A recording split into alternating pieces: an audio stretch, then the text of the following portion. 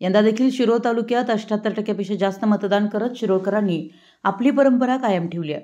मात्र वाढलेल्या मतदानामुळे उमेदवारांची धाकधूक वाढली आहे। तर कार्यकर्त्यांनी मैदानात उतरून केलेले काम आणि जोडण्यानंतर आता आपला नेता निवडून येणार याचा कॉन्फिडन्स मोठ्या प्रमाणात आलाय।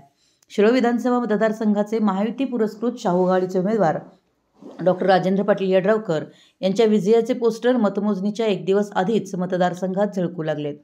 कुरुंदवाड येथे यड्रावकर समर्थकांनी आमदार राजेंद्र पाटील यड्रावकर दुसऱ्यांदा पुन्हा आमदार असे फलक शहरात झळकत आहेत।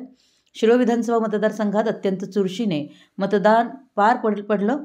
मतदारसंघातील लढत अटीतटीची आणि काटाजोड लढत असल्यानं मतदारांसह सर्वांनाच निकालाची प्रतीक्षा लागून राहिली आहे। उद्या 23 नोव्हेंबर रोजी सकाळपासून मतमोजणीला सुरुवात होणार आहे।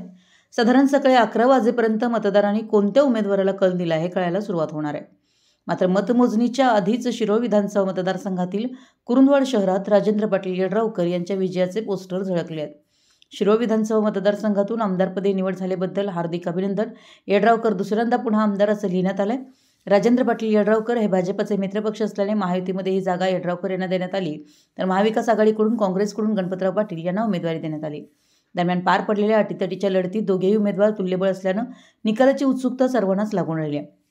मात्र शिरोळ विधानसभा मतदारसंघाची परंपरा ही नेहमीच वेगळी राहिली आहे। या मतदारसंघात 1995 नंतर म्हणजे स्वर्गीय आमदार रत्नापन्ना कुंभार यांच्यानंतर सलग आमदार होण्याची संधी कुणालाच मतदारांनी दिली नाही।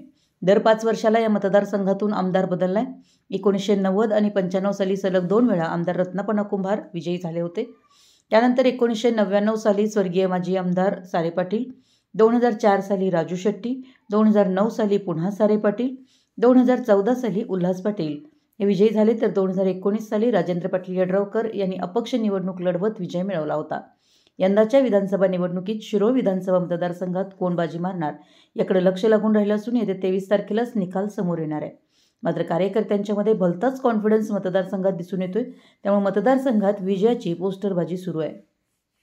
मराठी एस न्यूजसाठी कुरुंदवाडहून संदीप अडसूळ।